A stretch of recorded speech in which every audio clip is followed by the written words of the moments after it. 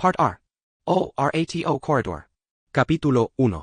O asilo para velho, onde estou passando minha última etapa de colocar os pingos nos is, chama-se Georgia Pines. Está a uns 100 quilômetros de Atlanta e a cerca de 200 anos-luz da vida, como é levada pela maioria das pessoas. Digamos, pessoas com menos de 80 anos de idade. Você que está lendo isto, deve ter cuidado, para que não haja um lugar como esse à espera no seu futuro.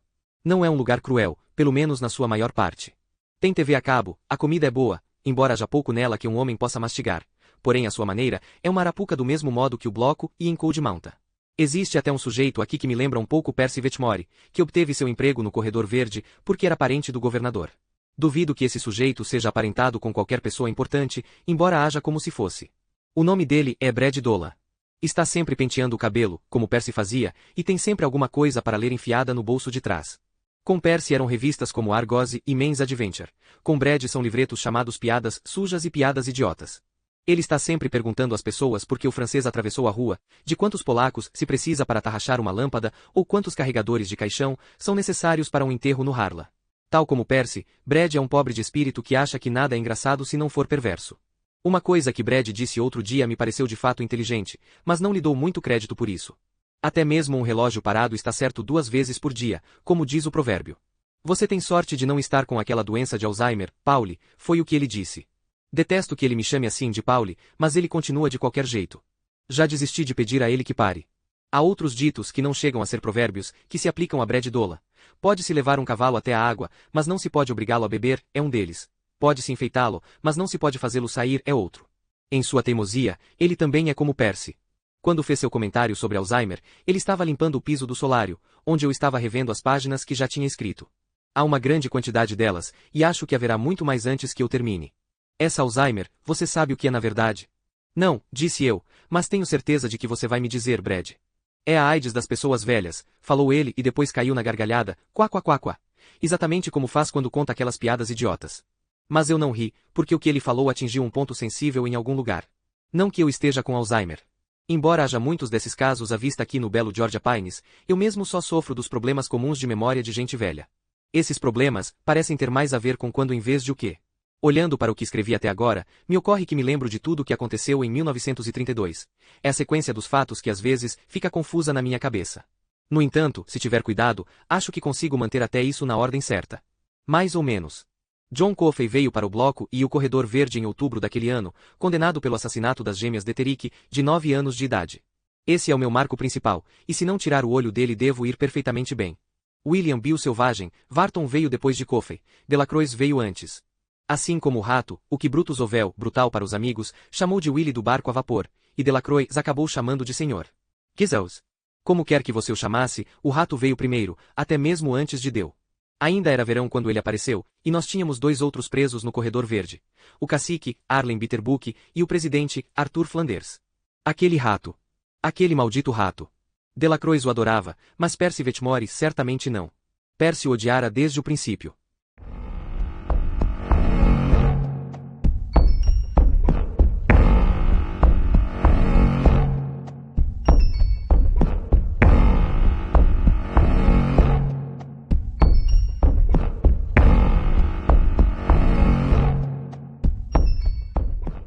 Capítulo 2.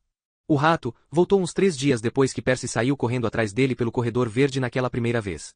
Dee Stanton e Bill Dodge estavam falando sobre política, o que queria dizer naquela época que estavam falando de Roosevelt e Hoover, Herbert, não J. Edgar.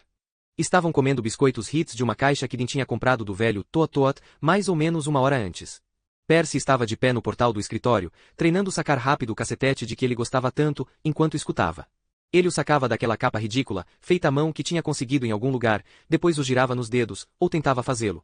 Na maioria das vezes o teria deixado cair se não fosse a correia de couro cru que punha em volta do pulso. Depois tornava a enfiá-lo na capa. Eu estava de folga naquela noite, mas recebi o relatório completo de Dee na noite seguinte.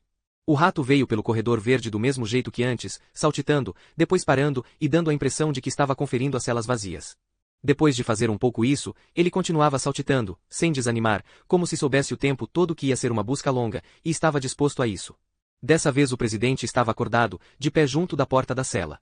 Aquele sujeito era uma figura, conseguindo parecer elegante, até no uniforme azul de presidiário. Nós sabíamos só pelo seu jeitão que ele não tinha sido feito para a velha fagulha, e tínhamos razão. menos de uma semana depois da segunda corrida que Percy deu naquele rato, a sentença do presidente foi alterada para prisão perpétua, e ele se juntou à população comum. Olha aqui! Berrou ele. Tem um rato aqui dentro. Que espécie de birosca vocês estão mantendo aqui, afinal de contas? Ele estava meio rindo, mas Dean disse que também parecia estar indignado, como se nem mesmo uma condenação por assassinato fosse suficiente para tirar a empáfia de sua alma. Ele tinha sido o chefe regional de uma empresa, chamada Associados de Operações Imobiliárias do Meio-Sul, e se julgara esperto bastante para sair impune de ter empurrado seu pai meio senil pela janela de um terceiro andar e receber o pagamento de uma indenização em dobro por seguro de vida integral. Nisso se enganara, mas talvez por pouco. Cala a boca, seu boçal, disse Percy, mas isso foi mais ou menos automático. Estava de olho no rato. Tinha recolocado o cacetete no lugar e tirado do bolso uma das suas revistas, mas então atirou a revista sobre a mesa da guarda e sacou o cacetete novamente. Começou a batê-lo com ar distraído nos nós dos dedos da mão esquerda. Filho da mãe, falou Bill Dodge. Nunca vi um rato aqui antes. Ora, ele até que é meio engraçadinho, disse Dean. E não tem medo nenhum. Como é que você sabe? Esteve aqui outra noite. Percy também o viu. Brutal, o chama de Willy do barco a vapor. Percy fez um olhar de escárnio ao ouvir isso, mas naquele momento não chegou a dizer nada. Agora estava batendo o cacetete, mais depressa no dorso da mão. Olhe só isso, disse Dean. Ele veio até aqui junto da mesa da outra vez. Quero ver se vai fazer o mesmo de novo. Ele assim fez, passando ao largo do presidente no trajeto, como se não gostasse do cheiro do nosso parricida residente. Conferiu duas das celas vazias, deu uma corrida até um dos catres vazios, sem colchão, para dar uma cheirada, depois voltou para o corredor. E durante todo esse tempo, Percy ficou ali, batendo de leve, sem falar muito dessa vez, querendo fazê-lo se arrepender de ter voltado. Querendo dar-lhe uma lição. Ainda bem que vocês não precisam colocá-lo na fagulha, disse Bill, não conseguindo reprimir seu interesse. Ia ser o diabo colocar as alças e o capacete nele. Percy continuou sem dizer nada, mas muito lentamente apertou o cacetete entre os dedos, do modo como um homem seguraria um bom charuto. O rato parou onde tinha parado antes, a não mais de 1 metro da mesa da guarda, erguendo os olhos para Dean como um preso diante da banca de um juiz. Lançou um olhar para Bill por um instante, depois voltou sua atenção para Dean. Mal parecia ter notado Percy. Tenho de reconhecer que ele é valente, comentou Bill. Elevou um pouco o tom da voz. Willy do barco a vapor. O rato estremeceu um pouco e sacudiu as orelhas rápido, mas não fugiu nem deu sinal de querer fugir. Agora olhe isso, disse Dean, lembrando-se de como Brutal tinha dado um pouco do sanduíche de carne ao bichinho. Não sei se ele vai fazer de novo, mas... Partiu um pedaço do biscoito Ritz e deixou-o cair na frente do rato. Ele apenas olhou com seus olhos pretos, vivos, para o fragmento alaranjado por 1 ou 2 segundos, os bigodes finos estremecendo enquanto ele farejava. Depois esticou as patas dianteiras, pegou o biscoito, sentou-se e começou a comer. Ora, macacos me mordam! Exclama Bill. Come tão bem como um pároco na casa paroquial, na noite de sábado. Para mim parece mais com um crioulo comendo melancia, observou Percy, mas nenhum dos guardas lhe deu qualquer atenção. Alias, tampouco o cacique ou o presidente. O rato terminou o biscoito, mas continuou sentado, parecendo estar se equilibrando sobre sua cauda talentosamente enroscada, elevando os olhos para os gigantes vestidos de azul. Me deixa tentar, falou Bill. Partiu outro pedaço de biscoito, debruçou-se por cima da mesa e deixou-o cair com cuidado. O rato cheirou, mas não tocou. Dispel. Deve estar cheio. Que nada, retrucou Dean, ele sabe que você é um temporário, é só isso. Sou temporário, é? Essa é boa. Fico aqui quase tanto quanto Harry Tervilliger. Talvez até mais. Calma, velho, calma, disse Dean com um sorriso. Mas olhe e veja se não tenho razão. Lançou outro pedaço por cima da mesa. O rato pegou esse e começou a comer de novo, ainda ignorando por completo a contribuição de Bill Dodge. Mas antes que ele tivesse dado 1 ou 2 mordidinhas, Percy atirou o cacetete nele, lançando-o como se fosse um dardo. O rato era um alvo pequeno, e há que se dar ao diabo o que lhe é devido. Tinha sido um lançamento perversamente bom, e poderia ter acertado em cheio na cabeça de Willy, se seus reflexos não fossem afiados como cacos de vidro. Ele se abaixou, exatamente como teria feito um ser humano, e largou o pedaço de biscoito. O cacetete pesado de peroba passou-lhe tão perto da cabeça e da espinha que fez o pelo dele levantar. Pelo menos foi isso que Dean falou, de modo que passo adiante, embora não esteja certo de acreditar. Depois bateu no piso de linóleo verde e saltou de encontro às grades de uma cela vazia. O rato não esperou para ver se tinha sido um equívoco. Aparentando ter se lembrado de que tinha um compromisso urgente em outro lugar, deu meia volta e partiu pelo corredor na direção da solitária num segundo. Percy urrou de frustração, pois sabia como tinha chegado perto, e saiu atrás dele novamente. Bill Dodge tentou agarrá-lo pelo braço, provavelmente por puro instinto, mas Percy se desvencilhou dele. Mesmo assim, disse Dean, provavelmente foi esse gesto que salvou a vida de Willy do barco a vapor, e ainda assim foi por pouco. Percy não queria apenas matar o rato, mas esmigalhá-lo, de modo que saiu correndo, dando uns saltos grandes e cômicos, como um cervo, batendo com força as botinas pesadas no chão. O rato mal conseguiu se esquivar dos 2 últimos saltos de Percy, primeiro guinando para um lado e depois para o outro. Meteu-se por debaixo da porta com o último aceno de sua cauda comprida e rosada, e adeus forasteiro, sumiu. Murda! Berrou Percy e bateu com a palma da mão na porta. Depois começou a procurar no seu molho de chaves, pretendendo entrar na solitária e continuar a perseguição. Dean veio pelo corredor atrás dele, propositadamente andando devagar a fim de controlar suas emoções. Uma parte dele queria rir de Percy, contou-me ele, mas outra parte queria agarrar o homem, fazê-lo dar meia volta, empurrá-lo de encontro à porta da solitária e dar-lhe uma boa surra. A maior parte disso foi só pelo susto. Nosso trabalho no bloco era manter a agitação no ponto mínimo, e agitação era praticamente o sobrenome de Percy Vetmore. Trabalhar com ele era como tentar desarmar uma bomba com alguém de pé atrás de você e de vez em quando batendo um par de pratos. Numa palavra, perturbador. Dean disse que podia ver essa perturbação nos olhos de Arlen Bitterbook. Até mesmo nos do presidente, embora esse cavalheiro geralmente fosse tão frio como um pepino em conserva. E havia também outra coisa. Em algum canto da mente, Dean já tinha começado a aceitar o rato como... Bem, talvez não como um amigo, mas como parte da vida no bloco. Isso tornava errado o que Percy tinha feito e o que estava tentando fazer. Nem mesmo se o que queria fazer era contra um rato. E o fato de que Percy nunca entenderia como era possível que não estivesse certo era um perfeito exemplo de como ele era inteiramente inadequado para o trabalho que acreditava estar fazendo. Quando Dean chegou ao fim do corredor, tinha recuperado o controle e sabia como devia lidar com a questão.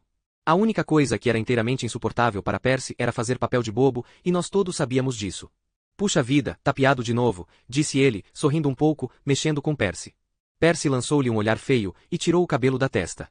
Cuidado com o que fala, 4 olhos. Estou irritado. Não me faça ficar pior. Então é dia de mudança de novo? Disse Dean, sem chegar a rir, mas rindo com os olhos. Bem, quando você botar tudo para fora dessa vez, se importa de passar pano no chão? Percy olhou para a porta. Olhou para as chaves. Pensou em mais uma longa, quente e infrutífera vasculhada na solitária, com as paredes acolchoadas, enquanto todos iam ficar em volta, olhando para ele. O cacique e o presidente também. Que o diabo me carregue se eu entender o que é tão engraçado, falou. Não precisamos de ratos neste bloco, já temos pragas suficientes aqui dentro. Como você quiser, Percy, falou Dean, levantando as mãos. Houve um instante ali, contou-me na noite seguinte, em que ele achou que Percy bem poderia ter saltado em cima dele. Bill Dodd veio vindo devagar e apaziguou os ânimos. Acho que você deixou cair isto, disse ele e entregou o cacetete para Percy. Uns 2 centímetros para baixo, e você teria partido a espinha do miserável. Ao ouvir isso, Percy estufou o peito. Não foi um mau lançamento, retrucou, recolocando com cuidado seu rompe-cabeça na capa ridícula. Eu era lançador no time de beisebol da escola. Atirava 2 em seguida que ninguém acertava. Trelchu nuiters, puxa, é mesmo? Disse Bill, e o tom de voz respeitoso, embora tenha piscado para Dean quando Percy se virou, foi suficiente para desanuviar a situação. É isso aí, disse Percy. Pus um para fora em Knoxville. Aqueles meninos da cidade nem souberam o que tinha caído em cima deles. Botei os 2 para andar. Poderia ter sido um jogo perfeito, se o árbitro não fosse um boçal. Dean podia ter deixado como estava, mas era mais antigo do que Percy, e parte do trabalho do mais antigo é instruir. E naquela época, antes de Coffey, antes de Delacroix, ele ainda achava que Percy era capaz de aprender. Então ele esticou a mão e agarrou o pulso do homem mais moço. Você deve pensar no que estava fazendo agorinha mesmo, aconselhou Dean. Sua intenção, disse Dean depois, era parecer sério, mas sem repreender. Sem repreender muito, pelo menos. Só que com Percy isso não dava certo. Ele podia não aprender, mas nós, eventualmente, aprenderíamos. Olha aqui 4 olhos, eu sei o que você estava fazendo, tentando pegar aquele rato. Você é cego? Você também deu um susto danado em Bill, em mim e neles, falou Dean, apontando na direção de Bitterbook e Flanders. E daí? Perguntou Percy, erguendo o corpo. Caso você não tenha notado, eles não estão no jardim de infância. Embora vocês os tratem a maior parte do tempo como se estivessem. Bem, não gosto de levar sustos, rosnou Bill, e trabalho aqui Vetmore, caso você não tenha notado. Eu não sou um dos seus boçais. Percy dirigiu-lhe um olhar um pouco incerto, com os olhos apertados. E nós não os assustamos mais do que o necessário, porque eles estão sob um bocado de tensão, disse Dean, ainda mantendo a voz baixa. Homens que estão sob tensão são capazes de estourar. Macucar a si próprios. Machucar outras pessoas. Às vezes colocar gente como nós em dificuldades também. Percy fez uma careta ao ouvir isso. Em dificuldades, era uma ideia que tinha poder sobre ele. Criar dificuldades estava bem. Ficar em dificuldades, não. Nosso trabalho é falar, não gritar, disse Dean. Um homem que fica gritando com os presos é um homem que perdeu o controle. Percy sabia quem tinha escrito esse roteiro. Eu. O chefe. Não havia nenhum sentimento de amizade entre Percy Vetmore e Paul Edgecombe, e isso aconteceu quando ainda era verão, lembre-se, muito antes de começarem as festividades. Será melhor para você, falou Dean, se pensar neste lugar como uma enfermaria de tratamento intensivo num hospital. É melhor ficar tranquilo. Penso nele como um balde de mijo que serve para afogar ratos, disse Percy, e é só. Agora, deixe-me ir embora. Desvencilhou-se com força da mão de Dean, passou entre ele e Bill, e foi andando pelo corredor com a cabeça abaixada. Passou perto demais do lado do presidente, perto o bastante para que Flanders pudesse esticar as mãos, agarrá-lo, e talvez lhe golpear a cabeça várias vezes com seu próprio cacetete, se fosse esse tipo de homem. É claro que ele não era, mas o cacique talvez fosse. Se tivesse a oportunidade, o cacique poderia ter aplicado uma surra dessas em Percy, só para lhe dar uma lição. O que Dean me disse sobre esse assunto quando me contou essa história na noite seguinte, ficou comigo desde então, porque acabou sendo uma espécie de profecia. Vetmore não entende que não tem nenhum poder sobre eles, disse Dean. Que nada que possa fazer pode realmente piorar as coisas para eles, que eles só podem ser eletrocutados uma vez. Até que meta isso na cabeça, ele vai ser um perigo para ele próprio e para todo mundo lá. Percy entrou no meu escritório e bateu a porta atrás de si. Ora, disse Bill. Ele é mesmo um testículo inchado e com uma infecção séria. Você não sabe nem a metade da história, falou Dean. Oh, olhe para o lado positivo, disse Bill. Estava sempre dizendo às pessoas que olhassem para o lado positivo. Chegava a um ponto em que você ficava com vontade de dar-lhe um murro no nariz toda vez que isso lhe saía da boca. Pelo menos seu rato que faz gracinhas escapou. É, mas nós não vamos mais vê-lo, retrucou Dean. Acho que agora Percy Vetmore o assustou de vez.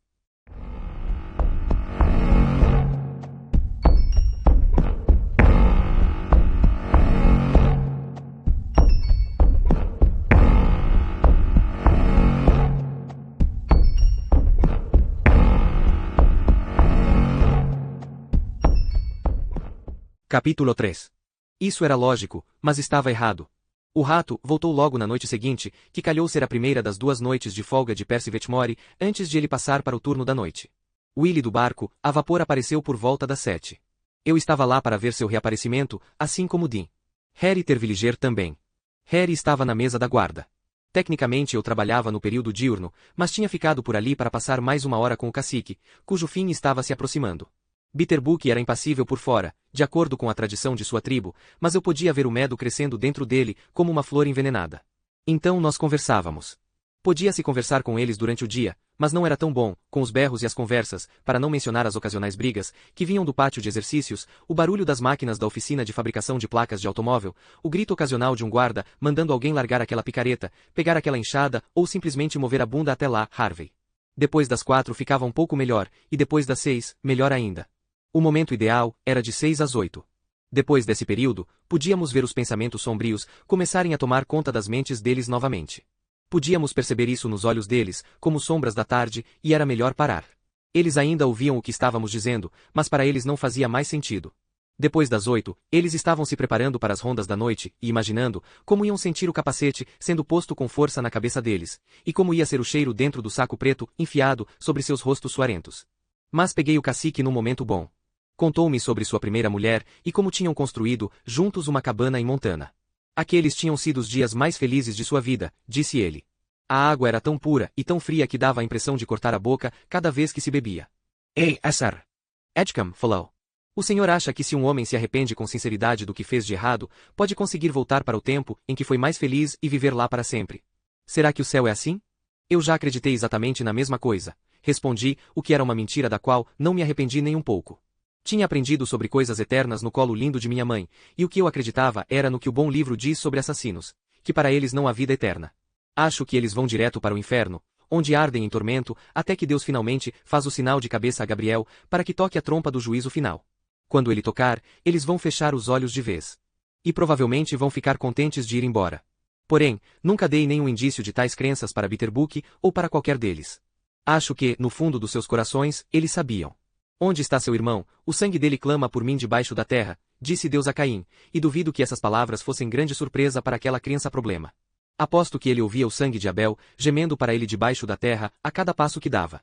Quando eu saí, o cacique estava sorrindo, talvez pensando na cabana em Montana e em sua mulher deitada, com os seios nos diante da luz do fogo da lareira. Ele iria caminhar num fogo mais quente em breve, eu não tinha dúvida. Voltei pelo corredor, e Dean me contou sobre seu incidente com Percy na noite anterior. Acho que ele tinha ficado por ali, esperando só por isso, e fiquei ouvindo com atenção. Sempre ouvia com atenção quando o assunto era Percy, porque concordava 100% com Dean. Eu achava que Percy era o tipo de homem que podia causar um bocado de problemas, tanto para todos nós como para ele próprio. Quando Dee estava terminando, o velho Toot veio, vindo com seu carrinho vermelho de lanches, que estava coberto de citações da Bíblia escritas à mão. Arrependei-vos porque o Senhor julgará seu povo, Deut. 32:36, e certamente o sangue de suas vidas exigirei, general. 9h05, e outros pensamentos alegres e animadores, e nos vendeu alguns sanduíches e refrigerantes. Dee estava procurando moedas no bolso, e dizendo que não veríamos Willie nunca mais, que o maldito Percy Vetmore o tinha assustado para sempre, quando o velho Toot disse: "O que é isso aí então?" Nós olhamos, e lá vinha o rato do momento, saltitando pelo meio do corredor verde. Vinha um pouco, depois parava, dava uma olhada em volta com olhinhos brilhantes, parecendo 2 gotas de piche, depois andava de novo. "E ai, Rotto!" falou o cacique, e o rato parou e olhou para ele, os bigodes tremendo. Vou lhe dizer, era exatamente como se o danado do bicho soubesse que o tinham chamado. "Você é alguma espécie de guia espiritual?" Bitterbook atirou um pedacinho de queijo do seu jantar para o rato. Caiu bem na frente dele, mas Willie do barco a vapor mal olhou. Ele apenas continuou no seu caminho, vindo pelo corredor verde, olhando para dentro das celas vazias. "Chefe Edgecombe!" chamou em voz alta o presidente. "O senhor acha que esse miserável sabe que Vetmore não está aqui?" "Por Deus, eu acho que sabe." Eu estava pensando a mesma coisa, mas não ia dizer em voz alta. Harry entrou no corredor, puxando a calça para cima do jeito que sempre fazia depois que havia passado alguns minutos se aliviando na latrina, e ficou ali parado com os olhos arregalados. Toot também estava olhando fixo, com um sorriso leve produzindo efeitos desagradáveis na metade inferior e desdentada do rosto. O rato parou no que se estava tornando seu ponto de costume, enroscou a cauda em volta das patas e olhou para nós. Mais uma vez veio-me a recordação de fotos que tinha visto de juízes proferindo sentenças para presos infelizes. No entanto, alguma vez houvera um preso tão pequeno e destemido como aquele. Não que ele fosse um preso de verdade, é claro, pois podia ir e vir quando bem quisesse. Porém, essa ideia não me saía da cabeça, e novamente me ocorreu que cada um de nós ia se sentir pequeno assim, quando estivéssemos nos aproximando da cadeira de julgamento de Deus, depois que nossas vidas terminassem, mas muito poucos de nós seríamos capazes de parecer tão sem medo. "Não acredito", disse o velho Toot. "Ali está ele sentado, posudo como Billy que se dana em todos." "Você ainda não viu nada, Toot", disse Harry. "Veja isto." Enfiou a mão no bolso da camisa e tirou de lá uma fatia de maçã com canela, embrulhada em papel encerado. Partiu uma ponta e atirou-a no chão. Estava seca e dura, e achei que ia quicar para trás do rato, mas ele esticou uma pata, tão despreocupadamente como um homem tentando esmagar uma mosca para passar o tempo, e derrubou-a de lado. Todos nós rimos de admiração e surpresa, uma explosão ruidosa que devia ter feito o rato sair em disparada, mas ele mal estremeceu. Pegou o pedaço de maçã seca com as patas, deu umas 2 lambidas, depois a deixou cair e ergueu os olhos para nós como se estivesse dizendo: "Não está ruim, o que mais vocês têm?" Toot abriu as portinholas do carrinho, retirou um sanduíche, desembrulhou-o e partiu um pedaço de mortadela. "Nem se dê ao trabalho", disse Dean. "Como assim?" perguntou Toot. "Não há rato no mundo que deixe passar um pedaço de mortadela se puder agarrá-lo. Você é um sujeito maluco." Mas eu sabia que Dean tinha razão, e pude ver pela expressão de Harry que ele também sabia. Havia os temporários e havia os regulares. De algum modo, aquele rato parecia saber a diferença. Maluquice, mas era verdade. O velho Toot atirou o pedaço de mortadela no chão, e obviamente o rato nem quis saber dele. Deu uma cheirada, e depois recuou um passo. "Essa não dá para acreditar", disse o velho Toot, num tom ofendido. Estendi a mão. "Dê para mim." "O quê, o sanduíche?" "Esse mesmo." "Eu pago." Toot passou-o para mim. Levantei a parte de cima do pão, arranquei outro pedaço da mortadela e deixei-o cair na frente da mesa da guarda. O rato avançou imediatamente, pegou-o com as patas e começou a comer. A mortadela estava terminada num piscar de olhos. "Que o diabo me carregue!" exclama Toot. "Que inferno! Dá isso aqui." Pegou de volta o sanduíche, apanhou um pedaço bem maior do salame e deixou-o cair tão perto do rato que Willie do barco, a vapor quase, acabou usando-o como chapéu. Ele recuou novamente, deu uma cheirada, sem dúvida, nenhum rato jamais tirou a sorte grande assim durante a depressão, pelo menos não no nosso estado, e depois ergueu os olhos para nós. "Vamos, coma!" falou Toot, parecendo mais ofendido do que nunca. Que tá errado com você?" Dean pegou o sanduíche e deixou cair um pedaço de mortadela. Àquela altura, o evento parecia um estranho ofício de comunhão. O rato pegou-o imediatamente e o engoliu de uma vez. Depois deu meia volta e voltou pelo corredor para a solitária, parando no caminho para dar uma olhada em umas 2 celas e fazer uma rápida incursão em uma terceira. Mais uma vez veio-me a ideia de que ele estava procurando alguém, e dessa vez demorei um pouco para abandoná-la. "Não vou falar sobre isso", disse Harry. Parecia como se estivesse só meio brincando e meio falando sério. Em primeiro lugar, ninguém vai ligar. Em segundo, se ligassem, não iam acreditar em mim. Ele só comeu quando vocês deram caras, disse Toot Toot. Abanou a cabeça, descrente, depois se curvou com esforço, pegou o que o rato tinha desprezado e jogou dentro da sua própria bocarra desdentada, onde começou o trabalho de mascar com as gengivas. Agora por que ele fez isso? Tenho uma melhor, disse Harry. Como é que ele sabia que Percy estava de folga? Não sabia, disse eu. Foi apenas uma coincidência esse rato aparecer aqui hoje de noite. Só que à medida que se passavam os dias, estava ficando cada vez mais difícil acreditar nisso, pois o rato só aparecia quando Percy estava de folga, num outro plantão ou em outra parte da prisão. Nós, Harry, Dean, Brutal e eu, chegamos à conclusão de que ele devia conhecer a voz de Percy ou o cheiro dele. Evitamos cuidadosamente conversar muito sobre o próprio rato, em pessoa. Parecíamos ter decidido, sem dizer uma palavra, que isso podia contribuir muito para estragar algo que era especial. E lindo, em virtude de seu aspecto peculiar e delicado. Afinal de contas, Willie nos tinha escolhido, de algum modo que não compreendo, mesmo até hoje.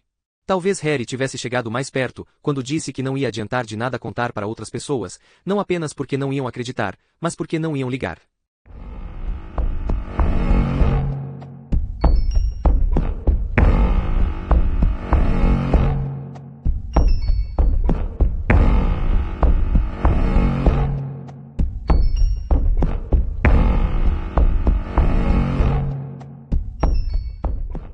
Capítulo 4. Então chegou a hora da execução de Arlen Bitterbook, que na realidade não era cacique, mas sim o primeiro ancião de sua tribo na reserva Vashita, bem como membro do conselho dos Cherokees. Ele matara um homem quando estava bêbado. Na realidade, quando ambos estavam bêbados. O cacique esmagou a cabeça do homem com um bloco de concreto. A disputa era por um par de botas. Assim sendo, o meu conselho de anciãos tinha resolvido que sua vida deveria terminar em 17 de julho, daquele verão chuvoso. As horas de visitação para a maioria dos presos em Cold Mountain eram inflexíveis como vigas de aço, mas isso não se aplicava aos nossos meninos do bloco, e, então, no dia 16, Bitterbook teve permissão para ir até a sala comprida ao lado do refeitório, a galeria. Ela era dividida ao meio no sentido do comprimento por uma tela de aço entremeada de arame farpado. Ali o cacique receberia a visita de sua segunda esposa e daqueles, dentre os seus filhos, que ainda mantinham relações com ele. Era a ocasião das despedidas. Foi levado até lá por Bill Dodge e 2 outros temporários. O resto de nós tinha trabalho a fazer, 1 hora para fazer 2 ensaios pelo menos. 3, se conseguíssemos. Percy não reclamou muito de ser posto na sala de controle com Jack Van Eye para a eletrocução de Bitterbook. Ele era novo demais para saber se tinha recebido um posto bom ou ruim. O que ele sabia era que tinha uma janela retangular, fechada com tela por onde olhar, e embora ele pudesse não gostar de estar olhando para as costas da cadeira elétrica em vez da frente, ainda estaria suficientemente perto para ver saltar as fagulhas. Do outro lado da janela, havia um telefone preto de parede, sem manivela e sem a rodela para discar. Esse telefone só recebia chamadas e só de um lugar, o gabinete do governador. Ao longo dos anos, vi muitos filmes de prisão, em que o telefone toca bem quando estão se preparando para acionar a chave de força para dar conta de algum infeliz. O nosso, porém, em todos os meus anos no bloco, e não tocou nem uma só vez. No cinema, a salvação é barata. A inocência também. Você paga 25 centavos e o que recebe tem o valor equivalente a 25 centavos. A vida real custa mais caro, e a maioria das respostas é diferente. Tínhamos um manequim de alfaiate no túnel que seguia até o rabecão, e dispunhamos do velho Toot Toot para o resto. Com o passar dos anos, Toot tinha se tornado o substituto tradicional do condenado, tão consagrado pela tradição quanto o peru que se come no Natal, quer você goste ou não de peru. Quase todos os outros guardas gostavam dele, achavam graça no sotaque divertido dele, também francês, porém canadense em lugar de cajun, e suavizado pelos anos de encarceramento no sul do país. Até Brutal se divertia com o velho Toot. Mas eu não.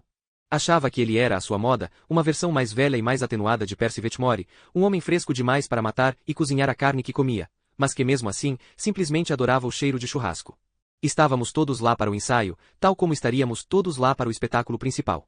Brutus Ovel tinha sido destacado, como nós dizíamos, o que queria dizer que ele iria colocar o capacete, monitorar a linha direta do governador, chamar o médico que ficava num canto se fosse preciso, e dar a ordem final para acionar quando chegasse a hora. Se tudo corresse bem, ninguém teria qualquer mérito. Se não corresse bem, Brutal seria acusado pelas testemunhas, e eu seria acusado pelo diretor.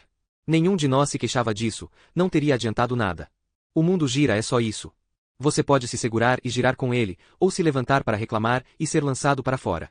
Dean, Harry Tervilliger e eu andamos até a cela do cacique para o primeiro ensaio, apenas uns 3 minutos depois que Bill e seus homens tinham escoltado Bitterbook para fora do bloco e até a galeria.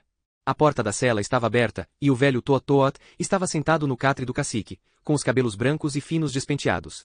Tem manchas de gozo pelo lençol todo, observou Toot. Ele deve ter tentado se livrar disso antes que vocês o botassem para ferver. E deu umas risadinhas feito cacarejos.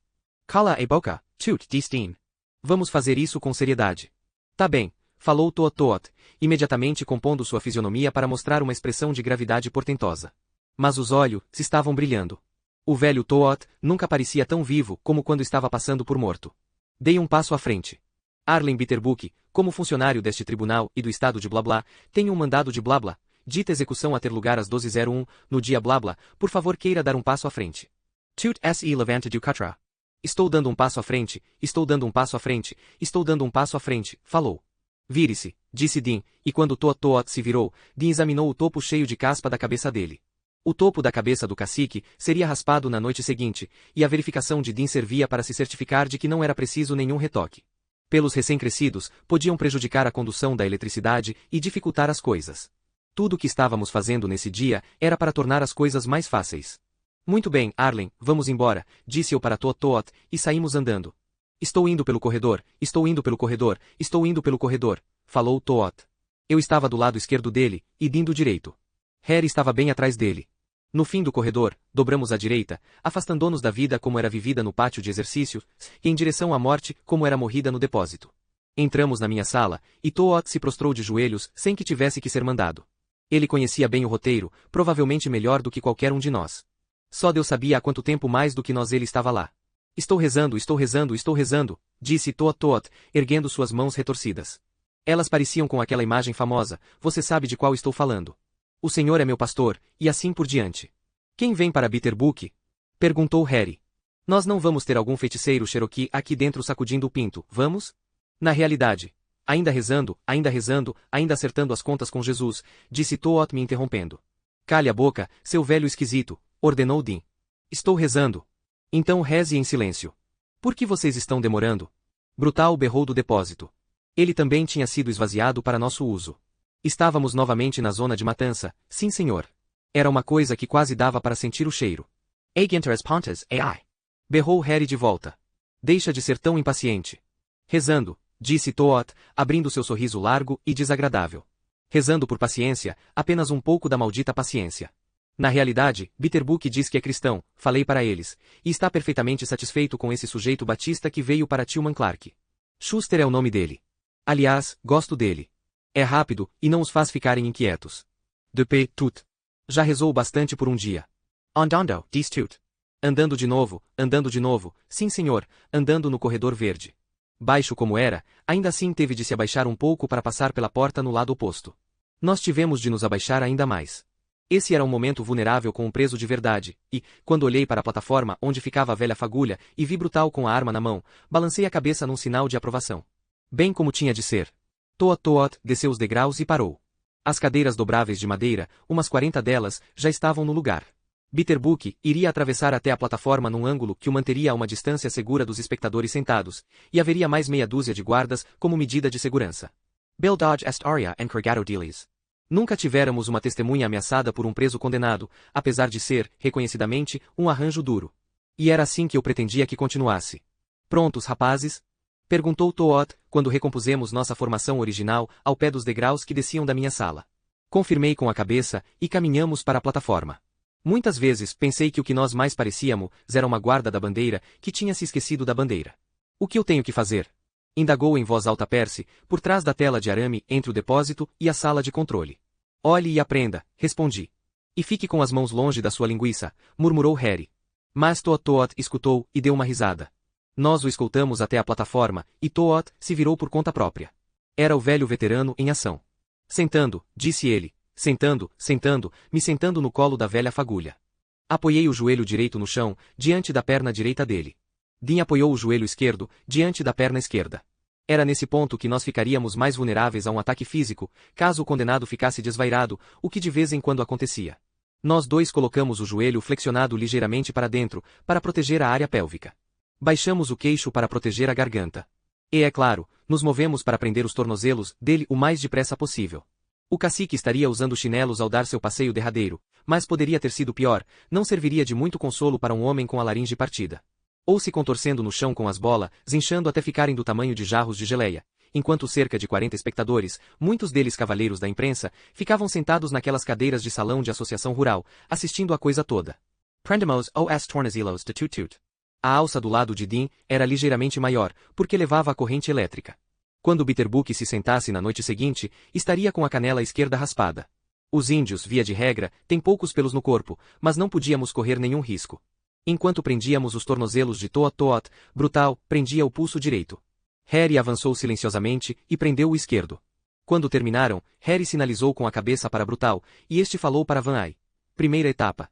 Ouvi Percy perguntando a Jack, Van Ai, o que isso queria dizer. Era difícil acreditar como sabia pouca coisa, como havia captado pouca coisa durante o tempo que passará no bloco, e o murmúrio com que Van Ai explicou. Naquele momento, primeira etapa não queria dizer nada, mas quando escutasse Brutal dizer isso na noite seguinte, Van Ai giraria o controle que acionava o gerador da prisão atrás do bloco B. As testemunhas ouviriam o gerador emitir um zumbido baixo e constante, e as luzes pela prisão toda ficariam mais fortes. Nos outros blocos de celas, os prisioneiros observariam aquelas luzes fortes de Mai, se achariam que tinha acontecido, que a execução estava terminada, quando na realidade estava apenas começando. Brutal deu a volta em torno da cadeira, para que Toot pudesse vê-lo. Arlen Bitterbook, você foi condenado a morrer na cadeira elétrica, por sentença proferida por um júri de seus semelhantes e aplicada por um juiz respeitável deste estado. Deus salve o povo deste estado. Você tem algo a dizer antes que a sentença seja executada? Tenho, disse Toot com os olhos brilhando, os lábios formando um sorriso largo e desdentado de felicidade. Quero um jantar de frango, assado com molho e batatas, quero cagar no seu chapéu, e preciso que Mae West sente em cima da minha cara, porque sou um filho da mãe cheio de tesão. Brutal tentou manter a expressão severa, mas foi impossível. Atirou a cabeça para trás e começou a rir. Dean desabou sobre a borda da plataforma, como se tivesse levado um tiro na barriga, com a cabeça entre os joelhos, uivando como um coiote, com uma das mãos espalmadas sobre a testa, como se estivesse querendo manter os miolos no lugar. Harry estava batendo com a cabeça na parede e fazendo como se estivesse com um bolo de comida entalado na garganta. Até Jack Van Ai, um homem que não era famoso por seu senso de humor, estava rindo. É claro que eu próprio também tive vontade, mas de algum modo me controlei. Na noite seguinte ia ser pra valer, e um homem ia morrer ali onde Toot estava sentado. KLSE, Brutal, DCU. Você também, D. Harry. E Toot, a próxima observação como essa que sair da sua boca será a última. Mandarei Van Hay Executor a segunda etapa para Valor. Toot me deu um sorriso como que dizendo, essa foi boa, chefe de Combe, boa mesmo. O sorriso se desmanchou num olhar intrigado quando viu que eu não sorri de volta. O que tá errado com você? Perguntou. Não tem graça, retruquei. É isso que está errado, e se você não é esperto o bastante para entender, o melhor é ficar com a boca fechada. Só que era engraçado à sua maneira, e acho que foi isso que me fez ficar furioso. Olhei em volta, vi Brutal olhando fixo para mim, ainda sorrindo um pouco. Porra, falei, estou ficando velho demais para esse trabalho. Nada disso, falou Brutal. Você está em plena forma, Paul. Mas eu não estava, nem ele, pelo menos não no que se referia a esse maldito trabalho, e ambos sabíamos disso. De qualquer modo, o importante é que o ataque de risos parou. Isso foi bom, porque a última coisa que eu queria era que alguém se lembrasse da observação engraçadinha de Toot na noite seguinte e começasse a rir de novo. Você poderia dizer que isso era impossível, um guarda rindo descontroladamente enquanto escoltava um condenado diante das testemunhas para a cadeira elétrica, mas quando os homens estão sob estresse, pode acontecer qualquer coisa. E de uma coisa assim, as pessoas iriam falar durante 20 anos. Você vai ficar quieto, Toot? Perguntei. Vou. Respondeu, seu rosto virado parecendo da criança mais amuada e mais velha do mundo. Assenti para que Brutal prosseguisse com o ensaio. Ele pegou o saco preto do gancho de latão que havia nas costas da cadeira e enfiou-o na cabeça de Toot, puxando-o bem até abaixo do queixo, fazendo com que o buraco no topo se abrisse ao máximo. Então Brutal se inclinou, pegou a rodela de esponja molhada do balde, apertou-a com um dedo e depois lambeu a ponta do dedo. Depois disso, colocou a esponja de volta no balde. No dia seguinte, não faria isso. No dia seguinte, iria meter a rodela dentro do capacete, pendurado nas costas da cadeira. Mas hoje não havia necessidade de molhar a cabeça do velho Toot. O capacete era de aço, e com as correias dependuradas de cada lado, parecia o de um soldado. Brutal colocou-o na cabeça do velho Toot, apertando-o sobre o buraco na cobertura preta da cabeça. Recebendo o capacete, recebendo o capacete, recebendo o capacete, falou Toot, e agora sua voz parecia apertada e abafada ao mesmo tempo. As correias mantinham sua mandíbula quase fechada, e achei que Brutal as tinha apertado um pouco além do que estritamente devia para fins de ensaio. Ele deu um passo para trás, ficou de frente para as cadeiras vazias e falou. Arlen Bitterbook, agora a corrente elétrica passará pelo seu corpo até que você esteja morto, de acordo com a lei do Estado. Que Deus tenha piedade da sua alma. Brutal virou-se para o retângulo, coberto com a tela de metal. Segunda etapa. O velho Toot, talvez tentando resgatar seu surto anterior de genialidade cômica, começou a se sacudir e a estremecer na cadeira, como os clientes de verdade da velha fagulha raramente faziam. Agora estou sendo fritado. Exclamou. Fritado. Fry it do. Ah! Virei um peru assado. Vi que Harry e Dee não estavam olhando para isso. Tinham se virado na direção oposta da fagulha e estavam olhando para o outro lado do depósito, para a porta que levava à minha sala. Ora, que o diabo me carregue, disse Harry. Uma das testemunhas veio um dia antes. Sentado no portal, com a cauda enrolada certinha em volta das patas, olhando com os olhos brilhantes cor de piche, estava o rato.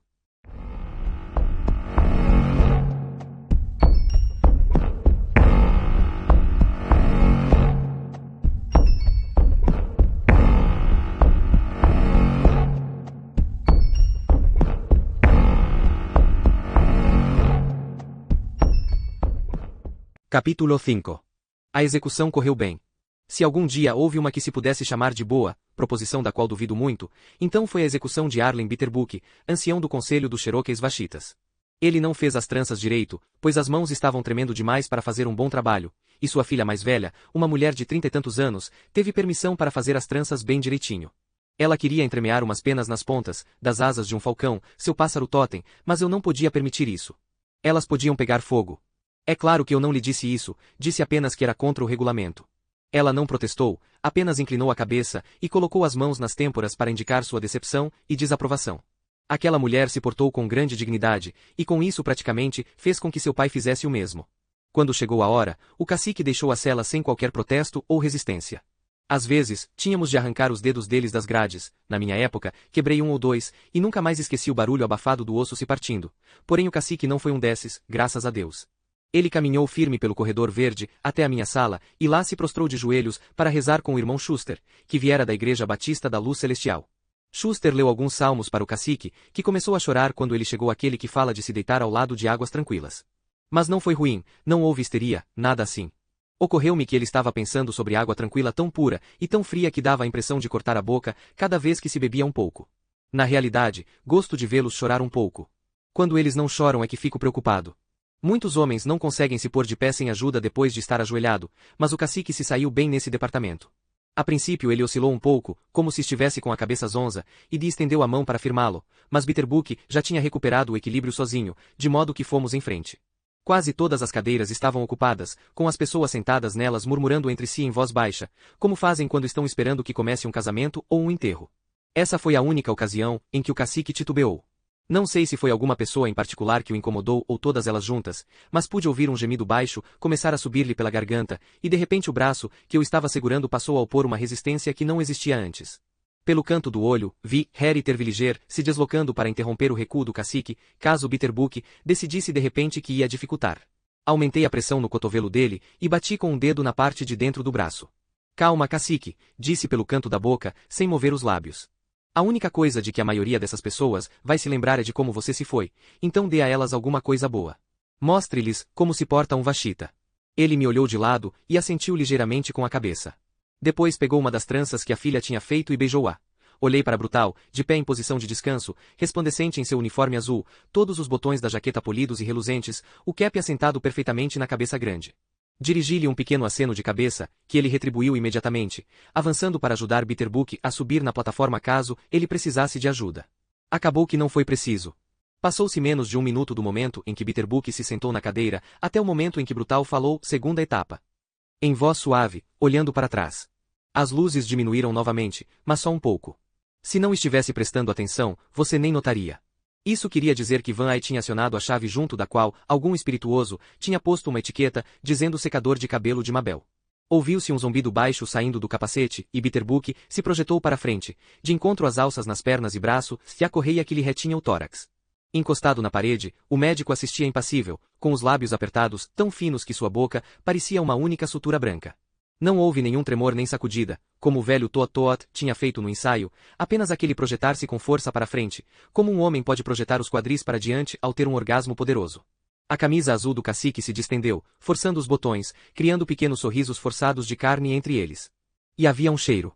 Não era propriamente ruim, mas desagradável pelas associações de ideia que suscitava. Nunca consegui descer ao porão da casa de minha neta, quando me levam lá, embora seja ali que o filhinho dela tem o conjunto de trem elétrico Lionel, que ele adoraria partilhar com o bisavô. Tenho certeza de que você já adivinhou que não me importo com os trens. É o transformador que eu não suporto. O jeito como ele emite um zumbido. E o cheiro que tem quando fica quente. Mesmo depois de todos esses anos, aquele cheiro me lembra Cold Mountain. Van Ay deu-lhe 30 segundos, depois desligou a corrente. O médico avançou e auscultou com o estetoscópio. Agora não havia nenhuma conversa entre as testemunhas. O médico se impertigou e olhou através da tela. Desordenado, disse ele, e descreveu uns círculos com um dedo. Tinha escutado umas poucas batidas erráticas do coração, provavelmente tão insignificantes quanto os últimos tremores de uma galinha decapitada, mas era melhor não correr riscos. Não se ia querer que ele de repente se sentasse na maca, quando estivesse na metade do túnel, berrando que se sentia como se estivesse pegando fogo. Van Ay ligou de novo, e o cacique se projetou para frente de novo, contorcendo-se um pouco de um lado para o outro, tomado pela corrente. Dessa vez, quando o médico auscultou novamente, balançou a cabeça num sinal positivo. Mais uma vez, tínhamos conseguido destruir aquilo que não éramos capazes de criar. Algumas das testemunhas tinham começado de novo a falar naquelas vozes baixas. A maioria ficou sentada com a cabeça baixa, olhando para o chão, como se estivesse espantada. Ou envergonhada. Harry e Dean vieram com a padiola. Na realidade, era tarefa de Percy pegar numa das pontas, mas ele não sabia e ninguém se incomodou em dizer-lhe. O cacique, ainda com o capuz de seda negra, foi posto nela por Brutal e por mim, e o carregamos pela porta que levava para o túnel o mais rápido que nos era possível sem chegar a correr. Havia fumaça demais até, saindo do buraco no topo do capuz, junto com um fedor horrível. Puxa, Cora! Exclamou Percy, com a voz trêmula. Que cheiro é esse? Apenas saia do meu caminho e fique fora dele, disse Brutal, empurrando-o para passar por ele e ir até a parede onde estava pendurado um extintor de incêndio. Era um daqueles modelos antigos, que se tinha que bombear. Nesse meio tempo, Dean tinha retirado o capuz. Não estava tão ruim quanto podia estar. A trança esquerda de Bitterbook estava fumegando como uma pilha de folhas úmidas. Deixe essa coisa para lá, falei para Brutal.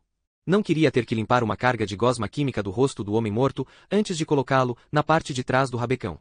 Dei uns tapas na cabeça do cacique, com Percy olhando fixamente para mim com os olhos arregalados o tempo todo, até que a fumaça parou de subir. Então descemos com o corpo pelos 12 degraus de madeira até o túnel. Ali era frio e úmido como um calabouço, com o plink-plink oco de água pingando. As lâmpadas dependuradas, com discos toscos de lata, feitos na oficina da prisão, revelavam um tubo de tijolos que corria 10 metros por baixo da estrada. A parte superior era curva e molhada. Isso fazia com que eu me sentisse como um personagem de uma história de Edgar Allan Poe todas as vezes que entrava nele.